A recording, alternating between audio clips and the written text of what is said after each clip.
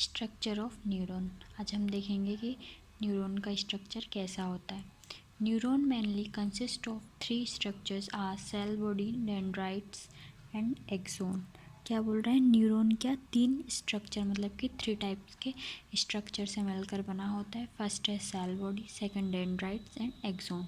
First में cell body देखेंगे। It is the largest and first part of the neuron. मतलब क्या बोल रहा है, ये न्यूरॉन का सबसे बड़ा मतलब लार्जेस्ट पार्ट होता है और फर्स्ट पार्ट होता है कौन, सेल बॉडी। देख लेते हैं neuron.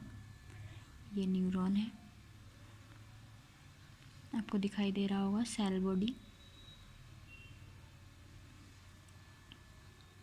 It is the largest and first part of neuron. In the center of the cell body, there is a structure surrounded by cytoplasm which is called nucleus.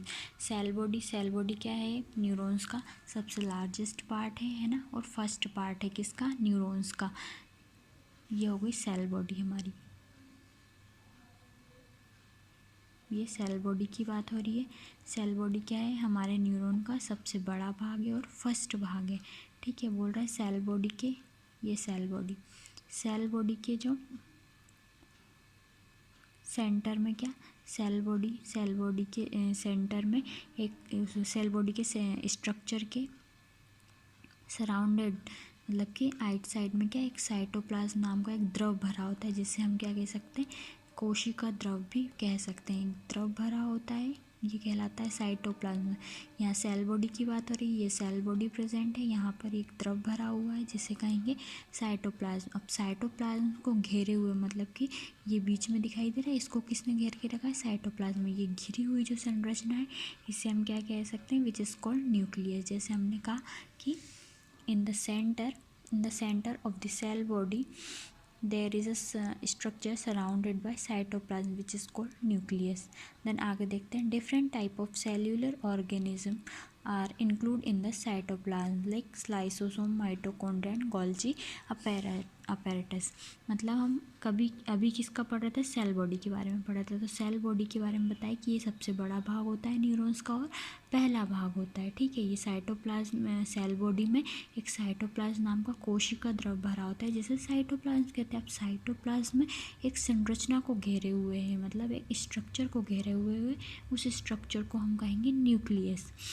Nucleus कहेंगे, ये nucleus यानी केंद्रक भी से कहते हैं। ठीक है, अब इसमें केंद्रक के अलावा, न्यूक्लियस के अलावा और भी ऑर्गेनिज्म प्रेजेंट है, ऑर्गेनिल्स प्रेजेंट है, जिसे हम सेलुलर ऑर्गेनिल्स कह सकते हैं। उसमें कौन कौन से ऑर्गेनिल्स हो सकते हैं, यहीं पर lysosome, mitochondria, ribosome, Golgi apparatus भी प्रेजेंट है। ठीक है, आगे देखेंगे सेकंड पार्ट है डेंड्राइट्स। बात हो गई सेल बॉडी की। सेल बॉडी कौन सा भाग हुआ हमारा, ये वाला भाग हुआ सेल बॉडी।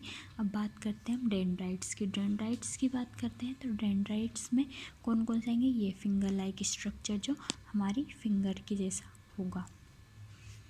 ठीक है, आगे देखते हैं dendrites. Several spindles shaped structure from the terminal ends of the cell body are called lateral filament. ठीक है, अब किसकी बात कर रहे हैं, डेंड्राइट्स की बात कर रहे हैं हम कि डेंड्राइट्स क्या है। तो देखते हैं,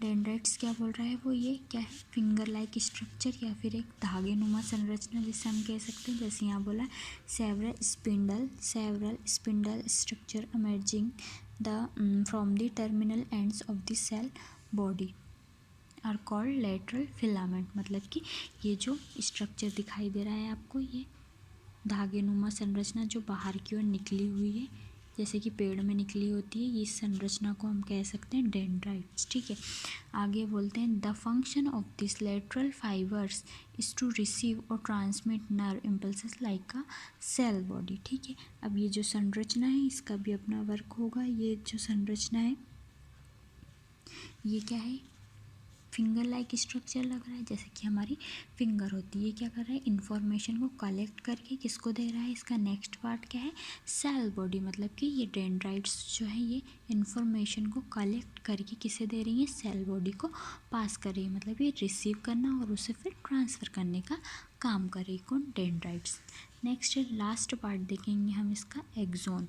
एक्सोन कौन सा पार्ट होगा? एक्सोन न्यूरॉन्स में एक ही प्रेजेंट होता है एक्सोन। हर एक न्यूरॉन में जो भी न्यूरॉन्स है उसमें एक ही एक्सोन प्रेजेंट होगा। आगे देखते हैं एक्सोन के बारे में, आगे पढ़ेंगे तो समझ आ जाएगा। एक्सोन क्या है? Only one axon is found in each nerve cell. क्या बोल रहे हैं? जितने भी नर्व सेल हैं, जितने भी सारे नर्व सेल हैं, मतलब उसमें क्या एक ही एक्सोन प्रेजेंट होता है। ये पूरी जो संरचना बनी हुई है पूरा एक्सोन है। तो वो क्या बोल रहा है? Only one axon is found in each nerve cell. हर एक नर्व सेल में क्या एक ही एक्सोन प्रेजेंट होगा। Axon receive nerve impulses from the cell body. अब क्या किया? ये जो नर्व इम्पल्सेस थी है ना, डेंड्राइट्स ने कलेक्ट करी, देन सेल बॉडी को दी। अब सेल बॉडी से एक्सोन कलेक्ट कर रहा है। एक्सोन क्या कर रहा है? रिसीव कर रहा है नर्व इम्पल्सेस को। किससे? सेल बॉडी से कलेक्ट करने का काम कर रहा है। ठीक है, आगे देखते हैं। The axon fibres is surrounded by a thin membrane. This membrane called axolemma. Axolemma किसे कहेंगे? एक्सोलीमा। ये क्या बोल रहा है? Axon fibre is surrounded by the thin layer. मतलब कि ये एक्सोन क्या है? एक्सोन से एक थिन फाइबर्स मेम्ब्रेन से घिरा हुआ है। मतलब कि एक मेम्ब्रेन से घिरा हुआ है, जिस मेम्ब्रेन को हम कहेंगे एक्सोलीमा। एक्सोलीमा नेक्स्ट है, above the axolemma axon is surrounded by a thick और thin membrane. This membrane is called myelin sheath. Myelin sheath मतलब कि अब जो ये मेम्ब्रेन एक्सोलीमा की बात हो रही है, एक्सोलीमा के अबोव मतलब अबोव साइड में क्या है? एक मेम्ब्रेन है, सराउंडेड में उसके थिक और थिन लेयर प्रेजेंट है, मेम्ब्रेन प्रेजेंट है, जिसे क्या कहेंगे? मायालिन शीथ। मायालिन शीथ जो आपको दिख रही होगी ये मायालिन शीथ। और जहाँ पर भी मायालिन शीथ एब्सेंट है उस पार्ट को कहेंगे नोड ऑफ रैनवीर। जैसे कि यहाँ गैप दिखाई दे रहा है, इसे हम कहेंगे नोड ऑफ रैनवीर। ठीक है, नेक्स्ट आगे देखते हैं। Cell found inside the myelin sheath are called Schwann cell. मतलब कि सेल जो फाउंड, मतलब सेल फाउंड क्या बोल रहा है वो? ये जो मायालिन शीथ है, मायालिन शीथ के अंदर कुछ सेल्स पाई जा रही हैं, जैसे कि ये बीच बीच में दिखाई दे रहा होगा आपको। ये बीच बीच में ये क्या है? समान सेल है। मायालिन शीथ के अंदर क्या एक सेल पाई जाती है, जिसे कहेंगे हम समान सेल। नेक्स्ट आगे देखते हैं।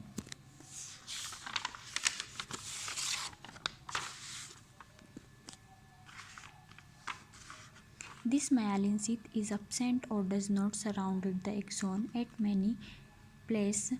This empty place are called node of Ranvier। जैसे मैंने क्या कहा कि जहाँ पर ये मायालिन शीथ वाली जगह है, मतलब जहाँ पर मायालिन शीथ प्रेजेंट नहीं है या समान सेल प्रेजेंट नहीं है, उस एरिया को हम, उस प्लेस को हम क्या कह सकते हैं? नोड ऑफ रैनवीर कह सकते हैं। नेक्स्ट आगे देखते हैं। The end of the axon divided into branches called axon terminals. अब ये जो एक्सोन है जो आगे चल करके किसी दो ब्रांच में डिवाइड हो रहा है, जिससे हम क्या कहेंगे? एक्सोन टर्मिनल्स कहेंगे। एक्सोन टर्मिनल्स फिर क्या बोल रहा है? Button like structure are present at the end of this axon terminal which are called terminal buttons which help in connecting our neuron to another neuron. क्या बोल रहा है वो? जो ये एक्सोन है टर्मिनल, मतलब क्या बटन लाइक स्ट्रक्चर है। ठीक है, ये बटन लाइक स्ट्रक्चर इसमें प्रेजेंट होता है, मतलब ऐसे बटन लाइक स्ट्रक्चर इसमें प्रेजेंट होता है। बटन लाइक स्ट्रक्चर क्या कर रहा है? ये बटन के समान, मतलब बटन जैसा इसका स्ट्रक्चर होता है, जैसे टर्मिनल बटन्स भी कह सकते हैं हम। एक्सोन टर्मिनल्स को टर्मिनल बटन्स भी कह सकते हैं। ये क्या करते हैं? एक न्यूरॉन से दूसरे न्यूरॉन को जोड़े रखने का काम करते हैं। जैसे कि यहाँ से एंड में अब दूसरा न्यूरॉन लग जाएगा, तो ये क्या कर रहे हैं? एक न्यूरॉन को दूसरे न्यूरॉन से जोड़ने का काम कर रहे हैं।